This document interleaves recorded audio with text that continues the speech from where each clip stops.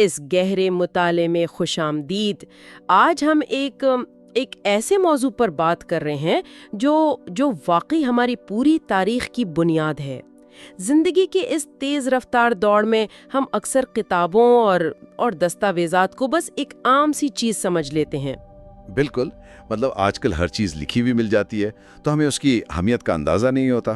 بالکل ایسا ہی ہے، لیکن آج ہم جس شخصیت پر بات کرنے والے ہیں انہوں نے پہلی بار اسلامی روایات کو صرف سینوں میں محفوظ رکھنے کی صدیوں پرانی روایت سے نکالا اور انہیں باقاعدہ ایک تحریری شکل دی۔ ہم بات کر رہے ہیں محمد بن مسلم بن شہاب الزہری کی، جن کا انتقال 124 ہجری یعنی 741 یا 42 عیسوی کے قریب ہوا، اور ان پر بات کرنے کے لیے ہم نے جو ذرائع استعمال کیے ہیں ان میں انتہائی مستند تحقیقی مقالے، تاریخی حوالے اور زہری کی زندگی پر اٹھنے والے 100 سے زیادہ علمی اور متنازع سوالات پر مبنی مواد شامل ہے۔ جی، اور اس نشست کا جو بنیادی مقصد ہے وہ یہ ہے کہ ہم اس بات کی گہرائی میں جائیں کہ کیسے ایک انسان کی غیر معمولی یادداشت، اس کے کام کرنے کے انوکھے طریقوں اور اس وقت کے حکمرانوں کے ساتھ اس کے پیچیدہ تعلقات نے ایک پوری تہذیب کے بنیادی متون کو ہمیشہ کے لیے محفوظ کر دیا۔ مطلب یہ کوئی چھوٹی بات نہیں ہے۔ ہاں، یہ واقعی تاریخ کا رخ موڑنے والا موضوع ہے۔ زہری کی زندگی محض ایک عالم کی کہانی نہیں ہے، یہ ایک ایسے دور کی مکمل تصویر ہے جب اسلامی تہذیب ایک انتہائی اہم علمی موڑ پر کھڑی تھی۔ اور دیکھیں، یہاں یہ واضح کرنا بہت ضروری ہے کہ ہم آج کسی ایک مخصوص مکتبہ فکر کی تائید نہیں کریں گے۔ بالکل، چاہے وہ سنی زاویہ نگاہ ہو، شیعہ ہو یا پھر مغربی مستشرقین کی آراء ہوں، ہمارا مقصد صرف حقائق اور مختلف گروہوں کے خیالات کو غیر جانبداری کے ساتھ سامنے رکھنا ہے۔ صحیح، کیونکہ زہری کی شخصیت کو سمجھے بغیر ہم آج کی تاریخ اور قانون کی اس پوری عمارت کو سمجھ ہی نہیں سکتے جو صدیوں سے کھڑی ہے۔ تو چلیے ان کی ابتدائی زندگی سے شروع کرتے ہیں۔ زہری کی پیدائش 670 عیسوی کے قریب مدینہ میں ہوئی اور ان کا تعلق قریش کے انتہائی معزز قبیلے بنو زہرہ سے تھا۔ اور یہی وہ قبیلہ ہے جس سے پیغمبر اسلام کی والدہ کا بھی تعلق تھا۔ جی بالکل وہی قبیلہ، لیکن اتنے اعلیٰ نسب کے باوجود ان کی ابتدائی زندگی انتہائی غربت اور تنگ دستی میں گزری۔ جب میں ان ذرائع کو پڑھ رہی تھی تو مجھے جو چیز سب سے زیادہ دلچسپ لگی وہ ان کی یادداشت کو تیز کرنے کے وہ انوکھے طریقے تھے۔ وہ شہد اور کشمش والا قصہ؟ ہاں، مطلب یہ پڑھ کر حیرانی ہوتی ہے کہ وہ اپنی یادداشت کو مزید تیز کرنے کے لیے خالص شہد اور کشمش کا بہت زیادہ استعمال کرتے تھے۔ یہ اس دور کا ایک آزمودہ نسخہ تھا، مطلب ان پر علم حاصل کرنے کا ایک ایسا جنون سوار تھا کہ وہ اپنے دماغ کو مسلسل توانائی فراہم کرنا چاہتے تھے۔ مدینہ اس وقت محض ایک شہر نہیں تھا، وہ تو علم کا سب سے بڑا مرکز تھا۔ صحابہ اور ان کے شاگرد وہاں موجود تھے، اور زہری کا انداز باقی سب سے بالکل الگ تھا۔ وہ اپنے پاس ہمیشہ لکڑی کی تختیاں اور چمڑے کے ٹکڑے رکھتے تھے، جو کچھ بھی سنتے اسے فوراً لکھ لیتے تھے۔ اور اس بات کی تصدیق تو اس وقت کے ایک اور بہت بڑے عالم ابو زناد نے بھی کی ہے۔ ان کا ایک قول ہے کہ دوسرے طالب علم صرف حلال و حرام یعنی فقہی مسائل کو لکھتے تھے، جبکہ زہری جو کچھ سنتے سب لکھ ڈالتے تھے۔ بالکل، چاہے وہ تاریخ ہو، نسب ہو، وہ سب کچھ جمع کر رہے تھے۔ ان کا مقصد صرف عملی قانون تک محدود نہیں تھا۔ یہ علم اکٹھا کرنے کی کوئی عام کوشش نہیں لگتی، یہ ایک مکمل زندگی کا مشن تھا۔ اور اس لگن کا اندازہ اس بات سے لگایا جا سکتا ہے کہ انہوں نے مدینہ کے 7 مشہور فقہا کے ساتھ کئی سال گزارے۔ خاص طور پر سعید بن المسیب کے ساتھ انہوں نے مسلسل 8 سال تک گھٹنے سے گھٹنا ملا کر علم حاصل کیا۔ 8 سال، اور وہ بھی ایک ایسے دور میں جب معلومات حاصل کرنے کا مطلب میلوں کا سفر کرنا ہوتا تھا۔ کسی استاد کے پاس روزانہ بیٹھنا ان کی علمی پختگی کی سب سے بڑی دلیل ہے۔ لیکن پھر یہاں سے تاریخ ایک بہت بڑی کروٹ لیتی ہے۔ زبانی روایت سے تحریری دور کی طرف منتقلی ہے نا؟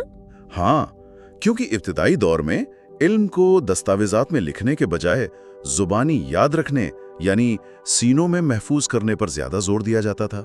اس کی ایک وجہ شاید یہ بھی تھی کہ لوگوں کو خوف تھا کہ کہیں احادیث اور تاریخی واقعات قرآن کے متن کے ساتھ نہ مل جائیں۔ بالکل صحیح کہا آپ نے۔ اسی لیے علم کو سینے میں رکھنا سب سے معزز روایت تھی۔ لکھنے کا رواج تھا، لیکن وہ صرف ذاتی نوٹس تک محدود تھا، اسے عام کرنے کا کوئی تصور نہیں تھا۔ تو پھر یہ طریقہ بدلا کیسے؟ ذرائع بتاتے ہیں کہ اس میں اموی خلیفہ عمر بن عبدالعزیز کا بہت بڑا کردار تھا۔ جی، انہوں نے محسوس کیا کہ علم جاننے والے جو پرانے لوگ ہیں وہ دنیا سے جا رہے ہیں۔ اگر اس زبانی علم کو باقاعدہ لکھ کر محفوظ نہ کیا گیا تو یہ ہمیشہ کے لیے ختم ہو جائے گا، اور اس کام کے لیے جس انسان کو چنا گیا وہ زہری تھے۔ لیکن یہ زہری کے لیے اتنا آسان نہیں تھا، ان پر باقاعدہ ریاستی دباؤ تھا۔ ایک بہت ہی مشہور اقتباس ہے ان کا، جب انہیں اموی شہزادوں کو پڑھانے اور احادیث لکھنے پر مجبور کیا گیا تھا۔ انہوں نے کہا تھا، اب جب کہ حکمرانوں نے ہمیں احادیث لکھنے پر مجبور کر دیا ہے تو مجھے شرم آتی ہے کہ میں ان کے علاوہ کسی اور کے لیے نہ لکھوں۔ یہ الفاظ اس کشمکش کو ظاہر کرتے ہیں جو اس وقت ان کے ذہن میں تھی۔ وہ پرانی روایت کو توڑنا نہیں چاہتے تھے، لیکن جب ریاست نے مجبور کر دیا تو ان کی علمی دیانتداری نے یہ گوارا نہیں کیا کہ عوام کو اس علم سے محروم رکھا جائے۔ اور سننے والوں کے لیے یہ سمجھنا بہت ضروری ہے کہ یہ کوئی معمولی واقعہ نہیں تھا، یہ وہ لمحہ تھا جس نے آنے والی تمام صدیوں کے لیے علم کو محفوظ کرنے کا طریقہ ہی بدل ڈالا۔ بالکل، جو معلومات پہلے صرف محسوس محفلوں تک محدود تھیں وہ اب دستاویزات کے ذریعے دور دراز علاقوں تک پہنچنے لگیں۔ لیکن یہاں سے ہمارا یہ مطالعہ اپنے سب سے حساس اور متنازع حصے کی طرف مڑتا ہے، زہری کا اموی دربار سے تعلق۔ وہ خلیفہ عبد الملک، ہشام اور دوسرے حکمرانوں کے بہت قریب تھے۔ ہاں، اور انہوں نے قاضی اور ٹیکس وصول کرنے والے کے طور پر بھی خدمات انجام دیں۔ تو جب کسی عالم اور حکومت کے درمیان اتنی قربت ہو تو یہ سوال تو اٹھے گا کہ کیا ان کا کام واقعی آزادانہ تھا یا اس پر سیاسی دباؤ تھا؟ اور یہی وہ سوال ہے جس پر صدیوں سے بحث جاری ہے۔ اگر ہم مغربی مستشرقین کی بات کریں، خاص طور پر 19ویں اور 20ویں صدی کے محققین جیسے اگناس گولڈزیہر اور جوزف شخت، تو ان کا دعویٰ تھا کہ زہرین نے اموی حکمرانوں کی خوشنودی کے لیے احادیث گھڑیں۔ وہ مشہور 3 مساجد والی حدیث کی مثال؟ بالکل، گولڈزیہر کا کہنا تھا کہ اس وقت مکہ باغیوں کے قبضے میں تھا، تو اموی خلیفہ چاہتا تھا کہ لوگ حج یا زیارت کے لیے مکہ جانے کے بجائے یروشلم کی طرف جائیں جو اموی حکومت کے کنٹرول میں تھا۔ اور ان کے مطابق زہری سے یہ حدیث تیار کروائی گئی کہ سفر صرف 3 مسجد یعنی مکہ، مدینہ اور مسجد اقصیٰ کی طرف کیا جائے۔ ہاں، یہ ان کا بہت بڑا دعویٰ تھا، لیکن، اور یہ ایک بہت بڑا لیکن ہے، جدید محققین نے اس دعوے کو مکمل طور پہ رد کر دیا ہے۔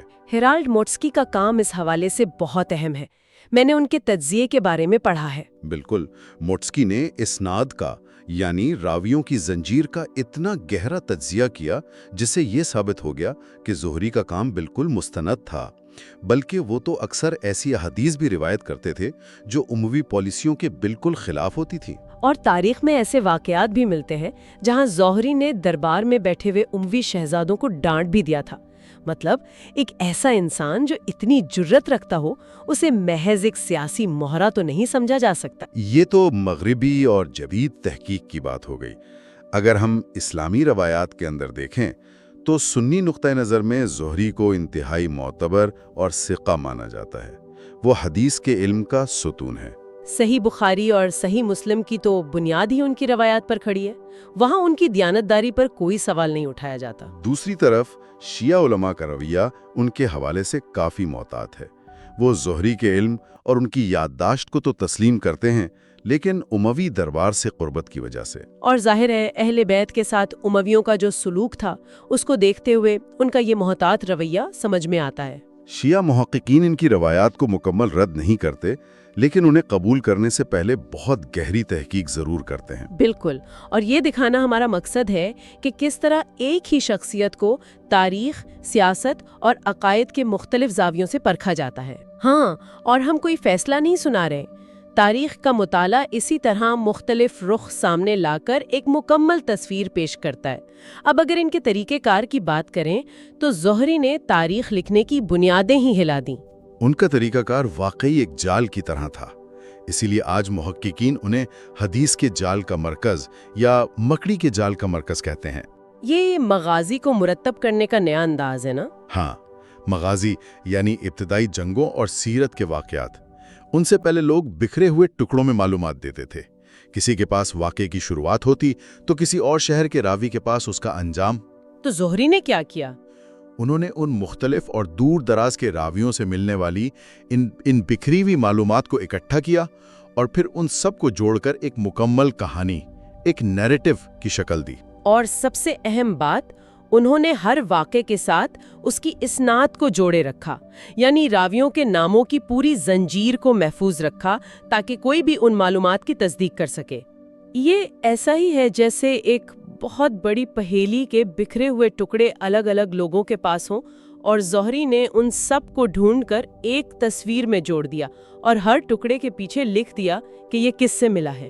بالکل بہترین مثال ہے، اور اسی جال کے مرکز میں بیٹھ کر انہوں نے جو نظام بنایا اس نے اگلے دور کے عظیم ترین عالموں کو تیار کیا۔ ان کے شاگردوں میں ابن اسحاق شامل ہیں جنہوں نے سیرت کی مشہور ترین کتاب لکھی، اور امام مالک جیسی شخصیت جن کی موطا کا شمار ابتدائی اور اہم ترین کتابوں میں ہوتا ہے۔ آج جب بھی کوئی محقق کسی ابتدائی واقعے کی تحقیق کرتا ہے تو زیادہ تر زنجیریں زہری کے بنائے ہوئے اسی جال پر آ کر ملتی ہیں۔ ان کی محنت کے بغیر شاید ابتدائی اسلامی تاریخ ہم تک اتنے منظم انداز میں کبھی پہنچ ہی نہ پاتی۔ یہ واقعی ایک عظیم ترین وراثت ہے۔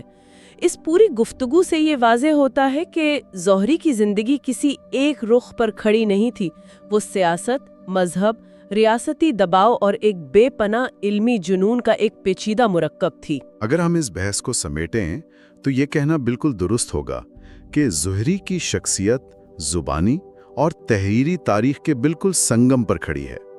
وہ ایک ایسے انسان تھے جنہوں نے اقتدار کی راہداریوں اور علم کی گہرائیوں کے بیچ اپنا راستہ خود بنایا اور آنے والی نسلوں کے لیے ایک مضبوط بنیاد فراہم کی۔ اس نے واقعی تاریخ کو دیکھنے کا ایک نیا زاویہ دیا ہے۔ اور اس نشست کو ختم کرنے سے پہلے میں ایک سوال چھوڑنا چاہوں گی جس پر سننے والے خود غور کریں۔ ہم نے بات کی کہ اموی حکمرانوں نے زہری پر دباؤ ڈالا کہ وہ احادیث کو تحریری شکل دیں، جبکہ وہ خود شروع میں ایسا نہیں چاہتے تھے۔ جی، وہ روایات کو صرف سینوں میں محفوظ رکھنے کے حق میں تھے۔ تو ذرا سوچئے، اگر اس وقت کے اموی حکمران زہری پر سیاسی دباؤ ڈال کر ان سے احادیث کو تحریری شکل میں محفوظ نہ کرواتے تو کیا زبانی روایات پر مبنی یہ بے پناہ علمی خزانہ وقت کی دھول میں ہمیشہ کے لیے گم ہو جاتا؟ یہ واقعی سوچنے کی بات ہے۔ کیا بعض اوقات تاریخ کے سب سے عظیم اور خالص علمی کارنامے انہی سیاسی اور حکومتی مجبوریوں کی کوکھ سے جنم لیتے ہیں جنہیں ہم عموماً تنقید کا نشانہ بناتے ہیں؟ یہ ایک ایسی سوچ ہے جو سیاست اور علم کے رشتے کو بالکل نئے انداز سے دیکھنے کی دعوت دیتی ہے۔ امید ہے کہ ابتدائی تاریخ کے اس گہرے مطالعے نے کئی نئے در کھولے ہوں گے۔ پھر ملیں گے ایک نئے موضوع کے ساتھ۔